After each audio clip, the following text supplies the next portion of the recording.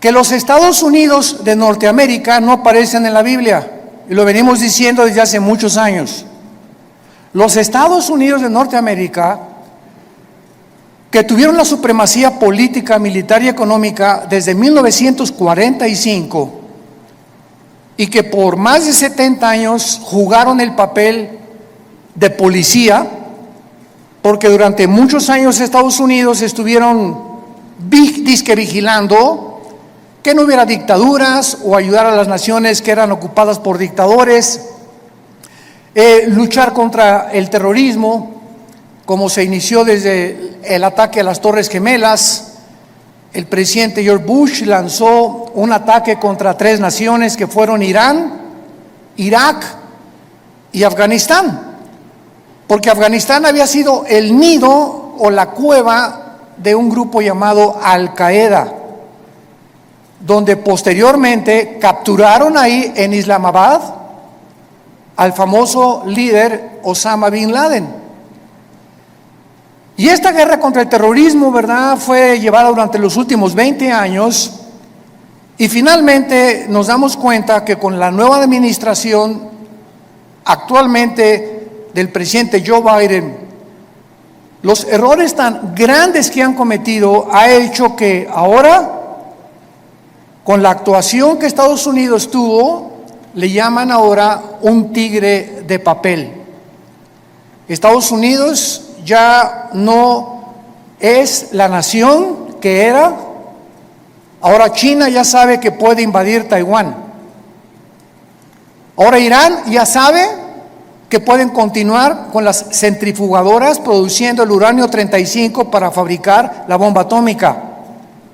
Ahora Irán ya sabe que lo puede hacer. Ahora Corea del Norte ya sabe que no tiene ningún impedimento para someter a Corea del Sur. Y ahora Turquía también ya sabe, a través del presidente Erdogan, que pueden levantarse para la reconstrucción de Afganistán, y el presidente de Turquía se ha autonombrado el líder mundial del Islam. Lo más interesante de todo lo que está sucediendo ahorita en el mundo, que vamos a desarrollarlo brevemente, es que estas cuatro naciones, China nunca ha dejado de tener relaciones cordiales con los talibanes, nunca. Pero lo más interesante de esto, bíblicamente, porque es lo que nos interesa, y lo que solamente los cristianos lo sabemos, es que son las 4 naciones que se mencionan en Ezequiel 38 y 39, en la próxima invasión contra Israel. Y ahora Israel, el patito feo, ha quedado por primera vez, desde 1948, que volvieron otra vez a revivir nacionalmente la nación de Israel, ya no tiene quien los defienda, han quedado vulnerables. Y también los Estados Unidos de Norteamérica han quedado vulnerables, porque si Estados Unidos no aparece en las profecías bíblicas, y en esta invasión del capítulo 38 de Ezequiel no aparece tampoco, significa o que iba a caer económicamente, o que iba a comenzar a corromperse interiormente, como dijo Abraham Lincoln. Estados Unidos no va a caer fuera por sus enemigos. Si Estados Unidos cae es porque se corrompió internamente. Y esto nos da un panorama maravilloso para saber que los cascos de los jinetes del Apocalipsis ya se escuchan en el cielo. La voz del novio ya la escuchamos, que dice: prepárate, prepárate, prepárate. Y todos ustedes que nos escuchan, que no tienen la seguridad de la salvación a través de la predicación del Evangelio de la gracia de Jesucristo, prepárate para encontrarte con Dios. Porque así como los talibanes creían que en 2 meses las tropas norteamericanas iban a salir, y cuando descubren que Estados Unidos viola el pacto con el presidente Ghani y con los talibanes, de que no era verdad lo que el expresidente Trump firmó, Les tomó 48 horas, 2 días les tomó apoderarse de toda una nación, sin que nadie chistara ni nadie dijera pío. Y se quedaron ahí en Afganistán más de 2,000 vehículos blindados, helicópteros Black Hawk, que son los más modernos para la guerra, más de 50 aviones, fusiles de largo alcance, de mira telescópica, lanzagranadas, millones de municiones, y ahora este grupo se convierte en el grupo terrorista mejor armado y más peligroso del mundo entero. El mundo queda automáticamente bajo una gran amenaza. Pero estas 4 naciones, China, Rusia, Irán e Irak, forman parte de la invasión en Ezequiel 38. Esto es impresionante, es increíble. Y son las 4 naciones que están apoyando ahorita a los talibanes y que mantienen relaciones con ellos y los van a seguir defendiendo. Y por eso todos los que se consideraban que si no actuaban como China, no puede entrar a Taiwán porque la flota norteamericana, ahora ya no, ahora ya pueden atacar a Taiwán. Irán, pues no podemos darle velocidad a la fabricación de las bombas atómicas porque Estados Unidos se nos puede echar encima. Ahora ya tienen la bandera libre para continuar produciendo armas nucleares. Y así, todas las naciones que tenían algún temor de que Estados Unidos reaccionara y mandara a sus soldados, se perdió completamente. El mundo ha quedado vulnerable. Ahora sus Biblias, en el capítulo 24 del libro de Isaías. Ojalá que todos hayan traído su Biblia. En los tiempos que vivimos, si tú no tomas en serio a Dios y sigues viniendo a la iglesia sin la Biblia, eres un cristiano de papel. A menos que ahorita en el metro se te cayó y lo olvidaste, que solo Dios lo sabe. Pero ya no podemos seguir siendo cristianos de papel, de pacotilla, de oídos, y profesando por afuera sin darle la importancia a Dios que Él nos pide que le demos a este libro sagrado, que es la única luz que tenemos actualmente. El pasaje que voy a leer en Isaías 24 se escribió hace más de 2,500 años. Señores ateos que nos escuchan, escépticos y todas las personas que han atacado la Biblia y que se han burlado de ella, ahora van a comenzar a buscar y a volver otra vez a encontrar quién puede darnos respuestas de lo que está pasando geopolíticamente en el mundo. Y en este pasaje, escrito hace más de 2,500 años, se describe cómo va a acabar el mundo. Pero aún más que eso, el Espíritu Santo nos delinea claramente las razones por las cuales el mundo ha llegado a la condición en la que se encuentra actualmente. Dice así: he aquí que Jehová vacía la tierra y la desnuda, y trastorna su faz, y hace esparcir a sus moradores. Y sucederá, así como al pueblo, también al sacerdote, como al siervo, así a su amo, como a la criada, a su ama, como al que compra, al que vende, como al que presta, al que toma prestado, como al que da al logro, así al que lo recibe. La tierra será enteramente vaciada, completamente saqueada, porque Jehová ha pronunciado esta palabra: se destruyó, cayó la tierra, enfermó. Cayó el mundo, enfermaron los altos pueblos de la tierra, y la tierra se contaminó bajo sus moradores porque, número 1, traspasaron las leyes. Número 2, falsearon el derecho. Y número 3, quebrantaron el pacto sempiterno. Por esta causa, la maldición consumió la tierra y sus moradores fueron asolados. Por esta causa fueron consumidos los habitantes de la tierra y disminuyeron los hombres. Se perdió el vino, enfermó la vid, gimieron todos los que eran alegres de corazón. Cesó el regocijo de los panderos, se acabó el estruendo de los que se alegran, cesó la alegría del arpa. No beberán vino con cantar, la sidra les será amarga a los que la bebieren. Quebrantada está la ciudad por la vanidad, toda casa se ha cerrado, para que no entre nadie. Esta escritura ha sido llamada el Apocalipsis de Isaías, porque después de que Isaías profetiza en este libro el juicio contra 11 naciones, el Señor ahora anuncia el juicio final contra el mundo entero.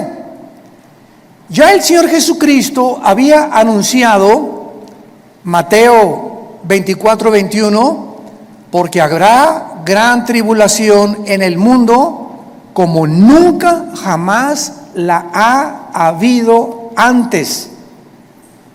En Lucas 21 escribe estas palabras el evangelista Lucas, versículo 25: habrá señales en el sol, en la luna, en las estrellas, y en la tierra angustia de las gentes, confundidas a causa del bramido del mar y de las olas, desfalleciendo los hombres por el temor y la expectación de las cosas que sobrevendrán en la tierra, porque las potencias de los cielos serán conmovidas. Versículo 34: miren también por ustedes mismos, que vuestros corazones no se carguen de glotonería, embriaguez y de los afanes de la vida, y venga de repente sobre vosotros aquel día, porque como un lazo vendrá sobre todos los que habitan sobre la faz de toda la tierra. Velad pues en todo tiempo, orando que seáis tenidos por dignos de escapar de todas estas cosas que vendrán y de estar en pie delante del Hijo del Hombre. Regresando al pasaje de Isaías, encontramos en los primeros 4 versículos 3 puntos importantes acerca del juicio de Dios. En primer lugar, dice el versículo 1: he aquí que Jehová vacía la tierra y la desnuda, la trastorna y hace esparcir a sus moradores.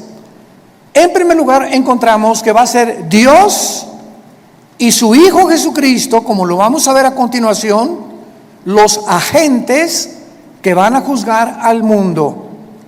Esto es absolutamente obvio y lógico, ya que Dios es imposible que juzgue a alguien que no merece. Es imposible que Dios mande una maldición sin que los que reciban la maldición se hayan hecho merecedores de lo que recibieron. Porque todo lo que sembramos, todas las decisiones que tú has tomado en tu vida, todas las cosas que has decidido en tu vida, tienen consecuencias, para bien o para mal. Si te casaste equivocadamente, si compraste un vehículo equivocadamente, si hiciste un gasto equivocadamente de dinero, no le eches nunca la culpa a Dios.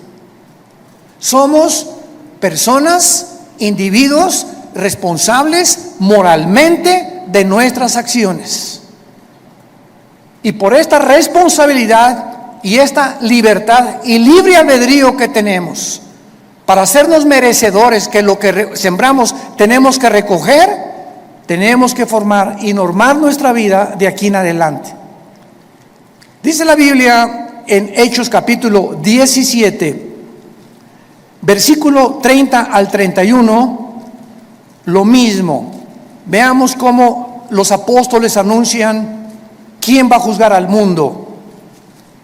Pero Dios, Hechos 17, versículo 30, pero Dios, habiendo pasado por alto los tiempos de esta ignorancia, ahora manda a todos los hombres en todo lugar que se arrepientan, por cuanto ha establecido un día en el cual juzgará al mundo con justicia por aquel varón, o sea Jesucristo, a quien designó, dando a todos fe por haberle levantado de los muertos. Y el apóstol Pablo, en su segunda carta a Timoteo, capítulo 4, versículo 1, le dice a Timoteo: te encarezco delante de Dios y del Señor Jesucristo, que juzgará a los vivos y a los muertos en su manifestación y en su reino. Entonces, lo primero que el Espíritu Santo resalta es que va a ser Dios el Padre y su Hijo Jesucristo los que se van a encargar de juzgarte. Y en ese día, si ahorita tienes excusas de ser como tú eres, en ese día no las tendrás. Y así como estamos viendo con qué rapidez cambió el mundo en 1 año y medio, desde que comenzó esta famosa pandemia, todo ha cambiado. La moral, la conducta, la economía, la política, los medios de salud. En menos de 1 año el mundo ha sido trastornado completamente. En 48 horas un grupo terrorista se enfrenta al ejército más poderoso del mundo y los hace huir. En 48 horas sin disparar una sola bala. Y así está pasando todo en el mundo, nos está agarrando a todos desprevenidos. La semana que entra, ¿qué vamos a escuchar? Mañana, ¿qué vamos a escuchar en las noticias? Y tal vez la próxima noticia para ti es que te quedan 3 días de vida, te queda 1 semana de vida, te queda 1 mes de vida y no lo sabías, ni te lo imaginabas. Dice la Biblia: prepárate para encontrarte con tu Dios. Viene el juicio. Viene el día del juicio al mundo. Tenemos que reaccionar y tenemos que arrebatar del fuego a nuestra familia, a nuestros amigos, y ahora más que nunca tener convicciones. Tenemos que ser cristianos de convicciones. Si tú no tienes convicciones de la santidad y de la forma que debes de vivir, el mundo te va a jalar, porque la presión, como el imán, es más fuerte lo que te jala que lo que te sostiene. Y lo único que nos sostiene es la fe en este libro, es la obediencia a la palabra de Dios. Prepárense para que sean tomados por dignos de escapar todas estas cosas. Regresamos a Isaías, y en el versículo 2 encontramos, en segundo lugar, que será un juicio universal. Sucederá al pueblo como al sacerdote, al siervo como al amo, a la criada como al ama, al que compra, al que vende, o sea, todas las clases sociales, porque Dios no tiene consentidos, ni Dios hace acepción de personas. Dios juzga a indígenas, a ricos, a reyes, a políticos, a educados, a no educados. Dios juzgará a todos los seres humanos salvajes, mayas, tlaxcaltecas, egipcios, babilonios, etcétera, etcétera. Dios juzgará a todos los seres humanos que descendemos desde Adán hasta nuestros días. Dice en Apocalipsis capítulo 20, ¿cómo será este juicio? Porque el juicio que estamos hablando no es el juicio a los cristianos. Cuando estamos hablando que Dios juzgará al mundo con justicia, estamos hablando a todos los que le rechazaron. Todo lo que estamos hablando ahorita, y lo vamos a ver a continuación, por qué Dios los va a juzgar, es el juicio que se llama en Apocalipsis capítulo 20, del 11 al 15, el juicio del gran trono blanco. Porque todos nosotros que hemos recibido a Jesucristo, ya hemos sido juzgados en la cruz. Gloria a Dios, aleluya. Ese hombre llamado Jesús de Nazaret, que murió y abrió sus brazos en esa cruz, llevó tu culpa, tu culpa, tu culpa y mi culpa. Y lo que tú y yo merecíamos pagar ahora en el día del juicio con el infierno y el lago de fuego, Él en la cruz lo llevó en su cuerpo de carne. El que no conoció pecado, por nosotros se hizo pecado, para que nosotros, pecadores, inmundos, cochinos, sucios, fuésemos hechos la justicia de Dios en Él. Y Dios muestra su amor para con nosotros en que, siendo pecadores y en la condición en la que yo me encontraba hace 46 años que yo recibí a Cristo, y en la condición en la que tú te encontrabas, así de cochinos y de sucios, sin ninguna esperanza, Dios me dice que me amaba y que me aceptaba si aceptaba yo el sacrificio de su Hijo en la cruz, y que desde ese momento borraba todos mis pecados del pasado, pero como si jamás los hubiera yo cometido. Esto se llama gracia, porque no lo merecíamos. ¿Qué es la gracia? Un favor que no merecemos. Hace algunos años, en la década de los 80s, íbamos cada 15 días a Santa Marta, Catitla, a la penitenciaría de los hombres y también a la cárcel de mujeres. En aquel tiempo estaba de jefe de la policía el general Arturo Durazo. Dios nos dio gracia con él y me recogían en un patio en helicóptero y me llevaban a Santa Marta, Catitla. Ahí aterrizaba yo con un helicóptero de la policía y juntaban a todos los presos para que les predicáramos el evangelio. Imagínense nada más la gracia que Dios nos dio. Y una vez se acerca después del mensaje un preso llorando y me dice: oiga, pastor, ¿usted cree que Dios me pueda perdonar? Yo había predicado sobre el hijo pródigo en esa tarde, eran como las 5:30, 6 de la tarde. Y le dije, ¿por qué? Me dice, porque he matado a 28 personas. Pero quiero decirle que estoy aquí en la cárcel no por las 27 asesinatos que cometí antes, sino porque me mandaron de un estado a la Ciudad de México a matar otro recadito que me encargaron, porque yo era matón a cuenta, y en el periférico saqué la 38 y maté a esa persona que me encargaron matar, y la policía me agarró, y estoy aquí por un crimen para pagar 15 años, pero yo debo 27 vidas más. ¿Y saben lo que le contesté? La sangre de Cristo perdona todos tus pecados. Él no lo podía creer. Quiere decir que si yo acepto a Cristo ahorita y lo reconozco como mi Salvador, todos esos crímenes no voy a pagar por ellos. Y le dije, amén. Y otro que estaba atrás dice, ay, sí, ¿verdad? Qué bueno, ahora sí de repente. Y le dije, porque es gracia. Esa es la gracia, ese es el mensaje del evangelio, de la gracia de Dios, que Dios te perdona siendo inmundo y pecador.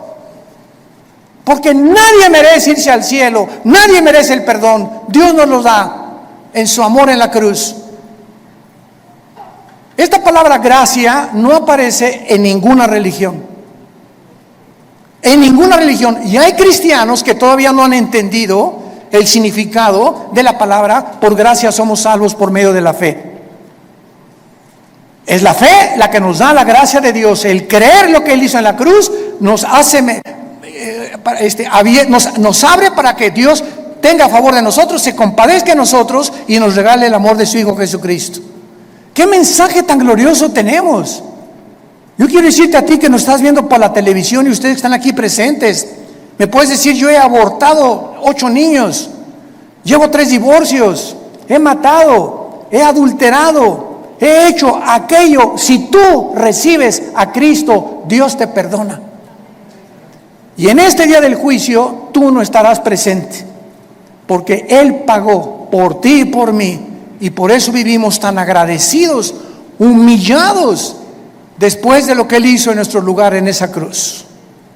Dice Apocalipsis 20, versículo 11, hablando del trono, donde estarán todos los que rechazaron este regalo de Dios. Vi un gran trono blanco y al que estaba sentado en él, de delante del cual huyeron la tierra y el cielo, y ningún lugar se encontró para ellos.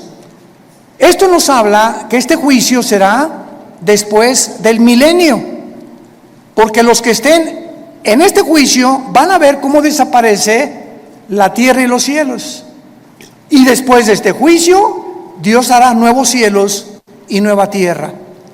Entonces este juicio será hasta después de los 1000 años o del reino mesiánico que Jesucristo le prometió a los profetas. Y dice el versículo 12 que Juan el apóstol, que escribe esto, vi a los muertos, grandes y pequeños, de pie, y los libros fueron abiertos. Y otro libro fue abierto, el cual es el libro de la vida. Y fueron juzgados los muertos por las cosas que estaban escritas en los libros según sus obras. Vemos que Juan nos dice que cuando Dios abrió los libros, todos los seres humanos que estaban enfrente del trono de Dios estaban parados. No había nadie de rodillas, todos de pie. ¿Por qué? Porque en ese momento se acabó la misericordia. En ese momento ya no hay gracia. En ese momento ya no hay favor, ya no hay nada más que dictar la sentencia.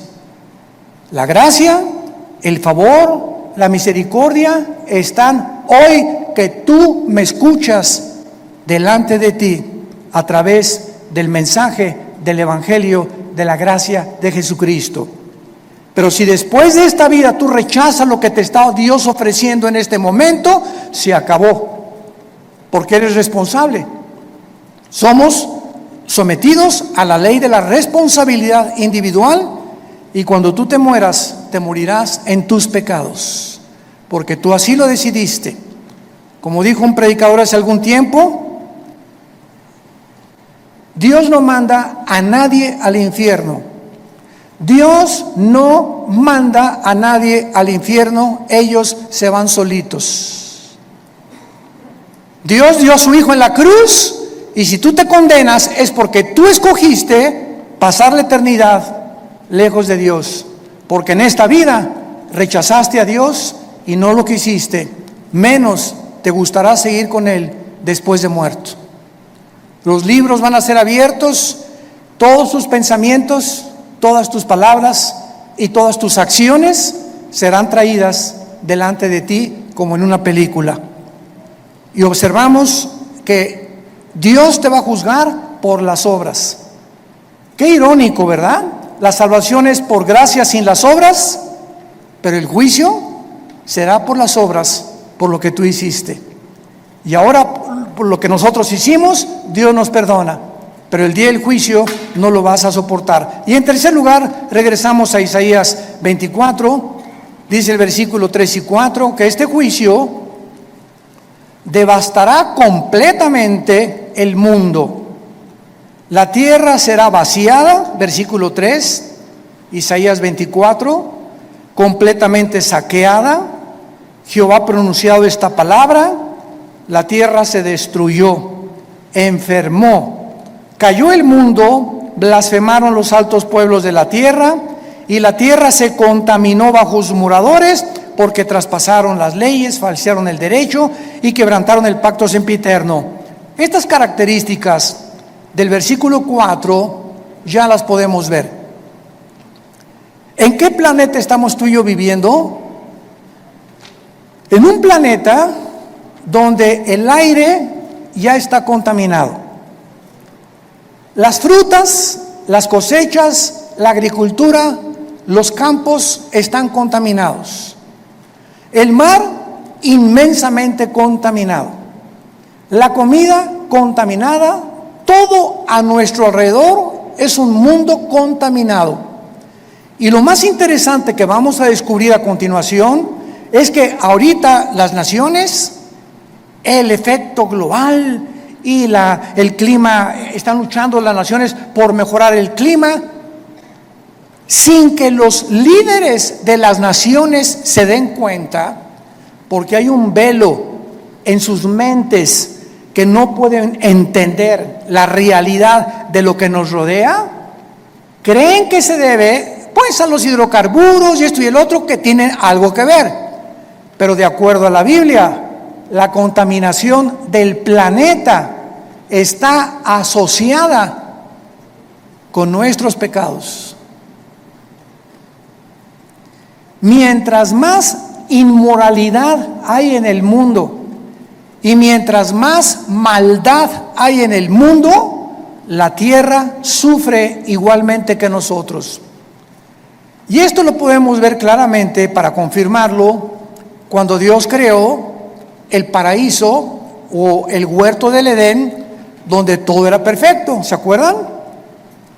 Los leones no mordían, las rosas no tenían espinas, los reptiles no tenían veneno, no había tormentas, no había tsunamis, no había terremotos. Adán y Eva vivían en un mundo perfecto.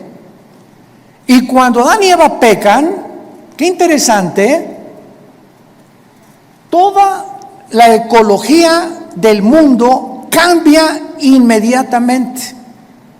En el momento que la primer pareja peca, se cambia la genética de los animales y se vuelven feroces. Se cambian las condiciones del mundo y comienza a llover. Se cambia la condición de las plantas y comienzan a sacar espinas. Toda la genética y la ecología del mundo cambia cuando el ser humano pecó. ¿Por qué? Porque desde Génesis 2, Dios le dijo a Adán y Eva: pongo debajo de ustedes para que se enseñoreen, para que sean los administradores de toda la creación. Pero si ustedes se apartan de mis leyes, la creación se volverá su enemigo. Y esto la gente que no tiene al Espíritu Santo no lo entiende. Y lo atribuyen a problemas de gases, hidrocarburos, y no hay absolutamente ninguna solución para cambiar ahora un mundo en crisis, un mundo que se encuentra en el abismo.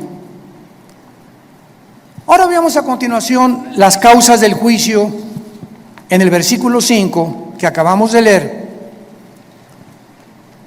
¿Por qué el mundo ha llegado al punto que llegamos? Y hace 2700 años el profeta Isaías lo advirtió. Número 1, la tierra se contaminó bajo sus moradores porque, en primer lugar, falsearon las leyes o falsearon el derecho. Esta palabra es Torah en el hebreo, si te interesa ponerlo, cuando dice falsearon las leyes, falsearon los mandamientos de Dios. Y esto es importante porque la Biblia nos muestra claramente que la contaminación, repito, afecta al ser humano, y la iniquidad y la maldad y la inmoralidad de los habitantes del mundo es tan grande el pecado, que la naturaleza se vuelve contra nosotros. Veamos otros ejemplos de esto en el libro de Job, capítulo 36. Job, capítulo 36. versículo 33. El trueno declara su indignación. ¿Han oído ustedes los truenos y los rayos? ¿No te sacuden? Mi esposa cuando truena, a ella me encanta que truene, porque sé que no me va a pasar nada. Y mi esposa sale corriendo y ay, está lloviendo. Y digo, pues aquí mira, más cerquita aquí conmigo, y aquí la apapacho. Pero cuando truena, nos ponemos así, ¿verdad? Porque se oye una cosa esplendorosa en el cielo, como una voz gigantesca. ¡Pum! Y dice la Biblia que es una manifestación de la indignación de Dios, los truenos. Como diciéndonos, ahí les va un botón de muestra de mi poder.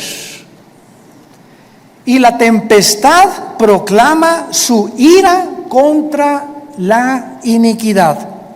¿Se dan cuenta? Como todo lo podemos respaldar bíblicamente. Ahora capítulo 37 de Job, versículo 12 y 13. Asimismo, por sus designios se revuelven las nubes en derredor para hacer sobre la faz del mundo, en la tierra, lo que Él les mande.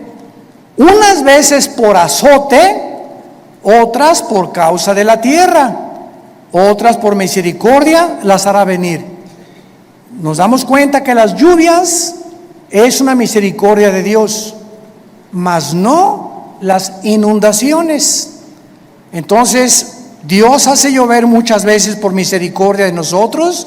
Necesitamos tierra fértil que produzca, ganado que tenga que comer, que los ríos suban su caudal y su volumen y su nivel. Pero otras veces encontramos que estas mismas aguas Dios las usa como un medio donde nos está diciendo, ustedes van por mal camino. Entonces, qué interesante que la Biblia nos muestre que el planeta se encuentra como se encuentra porque la maldad de los hombres es demasiada. Hemos llegado a un punto de maldad que no nos imaginamos. Dice en Romanos capítulo 1 también que Dios estableció leyes también morales. Dios estableció leyes morales.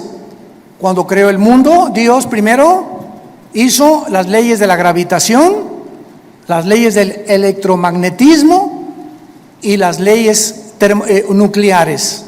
Las leyes cósmicas, la Tierra mantiene su movimiento en 24 horas, en 35 días alrededor del Sol. Vemos que la ley de la gravitación actúa las 24 horas del día, pero así, como estamos bajo un universo completamente y lujosamente, admirablemente diseñado por el Creador, gracias, señores científicos que nos escuchan, gracias al orden y el diseño de las leyes existe la ciencia. ¿Por qué existe la astronomía? Porque los astrónomos pueden ver perfectamente bien y predecir un meteoro o esto y el otro, porque el universo está obrando, trabajando metódicamente como un reloj que se le dio cuerda. ¿Por qué existen las leyes? La primera y la segunda ley de la termodinámica, porque todo nos habla que está sujeto a un deterioro, a una oxidación. El Sol pierde toneladas más a cada segundo y gracias a esto se establece que no hay evolución, que la segunda ley de la termodinámica contradice la ley de la evolución. En lugar de que estemos evolucionando, vamos de arriba hacia abajo, no vamos mejorando. Ya se profetizó hace 2000, la tierra iba cada día a deteriorarse más y el carácter de los seres humanos iba a llegar a comportarse más bajo que el de los animales. Traspasamos las leyes, dice Romanos capítulo 1, versículo 21. Pues habiendo conocido a Dios, no le glorificaron como a Dios, ni le dieron gracias, sino que se envanecieron en sus razonamientos, y su necio corazón fue entenebrecido. Profesando ser sabios, se hicieron necios, y cambiaron la gloria de Dios incorruptible, en semejanza de imagen de hombre corruptible, de aves, de cuadrúpedos y de reptiles, por lo cual Dios los entregó a la inmundicia en la concupiscencia de sus corazones, de modo que deshonraron entre sí sus propios cuerpos, cambiaron la verdad de Dios por la mentira, honrando y dando culto a las criaturas antes que al Creador, el cual es bendito por los siglos. Por esto Dios los entregó a pasiones vergonzosas. Aún sus mujeres cambiaron el uso natural por el que es contra naturaleza. Y los hombres igualmente, dejando el uso natural de la mujer, se encendieron en su lascivia unos con otros, cometiendo hechos vergonzosos hombres con hombres y recibiendo en sí mismos la retribución debida a su extravío. Acabo de leer un artículo de uno de los más grandes y prestigiados psiquiatras del siglo XXI, aseverando la siguiente declaración: el 70% de las personas transgénero se quitan la vida.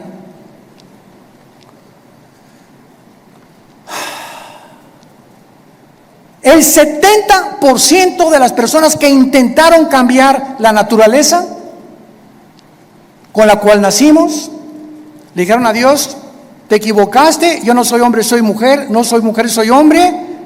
Finalmente, cuando hacen la operación y la cirugía para cambiarse el sexo, en su alma son como Dios los creó. Y comienza una lucha interna: ¿soy o no soy? ¿O qué soy? Y la confusión y el conflicto mental llega al grado que prefieren quitarse la vida. Esto fue escrito hace 2000 años por el apóstol Pablo. Dejando el uso natural, la biología, las leyes de la naturaleza, no hay más que hombre y mujer. No hay 3 sexos, no hay 4, no hay 5. Eres varón o eres hembra. Y cerramos la Biblia de acuerdo a la ciencia. Si tienes 2 cromosomas XX, eres mujer. Y si tienes el cromosoma Y, que las mujeres no tienen, eres macho camacho. Eres hombre de los pies a la cabeza. Y si tú niegas tu genética y niegas la naturaleza, acarreas, dice el apóstol Pablo, hace 2000 años, se viene sobre ti tu propia naturaleza. Y nunca podrás vivir en paz, porque has traspasado las leyes de Dios. En segundo lugar, dice: falsearon el derecho. Los gobernantes, los magistrados de justicia que nos escuchan, los jueces federales y civiles, los senadores, los diputados, los dictadores, han pervertido el derecho para gobernar recta, íntegra y honestamente una nación. El expresidente de Afganistán, Ghani, salió huyendo con más de $120 millones,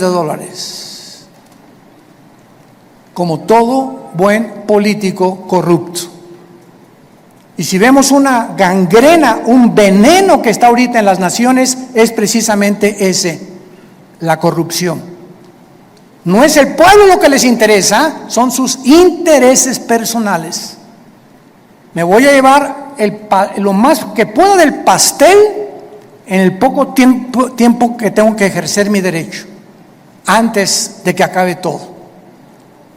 Y finalmente dice la Biblia: quebrantaron el pacto sempiterno. Para terminar, quebrantaron el pacto sempiterno. ¿Cuál es este pacto sempiterno? Veamos el libro de Malaquías, antes de Mateo, para terminar, el último libro de la Biblia, Malaquías capítulo 2, versículo 13, lo que el profeta escribió antes de que iniciara la venida de Jesucristo.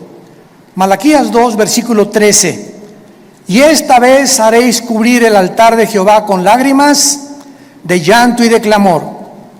Ya no miraré más a la ofrenda para aceptarla con gusto de tu mano. Me dirás: ¿por qué? Porque ha Jehová atestiguado contra ti y la mujer de tu juventud, contra la cual has sido desleal. Estoy enojado contra ti. ¿Por qué, Señor? Porque no eres fiel a tu esposa. Y vas a llorar y te vas a arrepentir y te vas a jalar los pelos. Y si te mueres en esta condición, te condenas eternamente. Porque has sido desleal. Vamos a ver qué significa la palabra en hebreo, desleal. Siendo ella tu compañera y la mujer de tu pacto. ¿Cuál es el pacto que menciona Isaías que acabamos de mencionar? Sempiterno, el primer pacto que Dios estableció antes de cualquier institución humana, de los colegios y de los gobiernos. Se llama el pacto inquebrantable del matrimonio. A los que les interese, la palabra desleal en el hebreo es la palabra bagad, con B de bueno, A de Armando, G de Gárgara, H, A de Armando, D de David. Bagad. Escuchen lo que significa ser desleal. Actuar encubiertamente, hipócritamente, fraudulentamente o secretamente, encubrir, tapar, engañar y decir cosas que no sentimos. Cuando tú te volteas a tu esposa y dices te amo, solo Dios sabe que le estás diciendo que verdaderamente le amas. Y cuando tú le dices a tu esposa te amo y atrás de ti tienes tu amante, estás encubriendo, eres un hipócrita, estás falseando.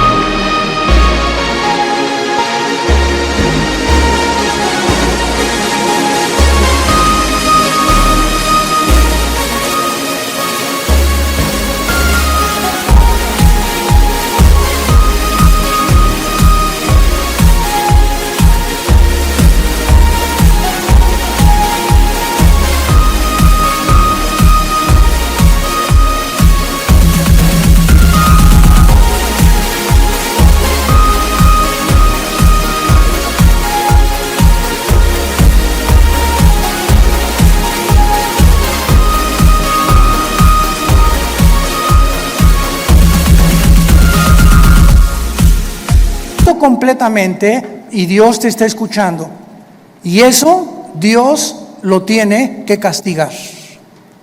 Dios tiene que juzgar la deslealtad, la hipocresía que podamos tener en el matrimonio. Por eso tenemos estos seminarios cada año con 300, 250 parejas para que en esos 3 días regresemos a la Biblia, nos arrepintamos. Hay una renovación de votos el último día junto a la playa, una cena de gala. Y ahí podemos descubrir que, Dios mío, es que yo sentí que ya no la amaba, pero viene el Espíritu Santo y nos da algo sobrenatural que ya habíamos perdido porque le estamos diciendo a Dios, yo quiero mantener y llegar hasta el fin con mi gordita y con mi gordito. Porque de otra manera me estoy engañando, no puedo irme con un amante ni creer que hay una mujer que me satisfaga, que la mujer y la madre que tú me diste para mis hijos. El mundo está enfermo, tenemos que reaccionar y en esta tarde les pido a todos ustedes que se arrepientan de sus pecados. Si hay alguna área en la que el Espíritu Santo te ha hablado, arrepiéntete hoy, porque por esta puerta no entraste en esta mañana por coincidencia. Dios te ama, Dios te ama. Dios te ama. Y Él no quiere que salgas por esta puerta como entraste esta mañana. Tú no sabes si ahorita te atropella un coche. No sabes si te da un ataque al corazón. No sabes si te da una embolia cerebral mañana. O si pasado mañana el doctor te dice, las placas no mienten, don Pancho, usted tiene cáncer y tiene 3 meses para vivir. Dios quiere que tú vengas a la cruz a perdonar tus pecados y a que arregles tus cuentas de una vez por todas con su Hijo Jesucristo. Oremos. Te damos gracias, Señor, por tu palabra, porque de tal manera nos amas que nos has dado a tu Hijo Jesucristo, para que cualquiera, sin acepción de personas, que crea en Él, no se pierda, mas tenga la vida eterna. Mas Dios muestra su amor para con nosotros en que, siendo aún pecadores, Cristo murió por nosotros. Mas Él herido fue por nuestras rebeliones, molido por nuestros pecados. El castigo de nuestra paz fue sobre Él, y por sus llagas hemos sido nosotros curados. El que no conoció pecado, por nosotros se hizo pecado, para que nosotros fuésemos hechos la justicia de Dios en Él. ¿Qué tengo que hacer? Me preguntarás en esta mañana. Para arreglar mis cuentas para siempre con Dios, la Biblia dice: arrepiéntete. ¿Qué significa arrepentirse? Reconocer que has pecado contra Dios y que no puedes seguir viviendo igual. En segundo lugar, que no tienes el poder para cambiar, porque solo Dios te lo puede dar mediante la fe en su Hijo. En segundo lugar, creer que Cristo en la cruz pagó con su sangre por tus pecados. Y en tercer lugar, que a los 3 días resucitó de los muertos para traer una esperanza eterna, inmarcesible, que nos está aguardando en el cielo el día que nosotros resucitemos.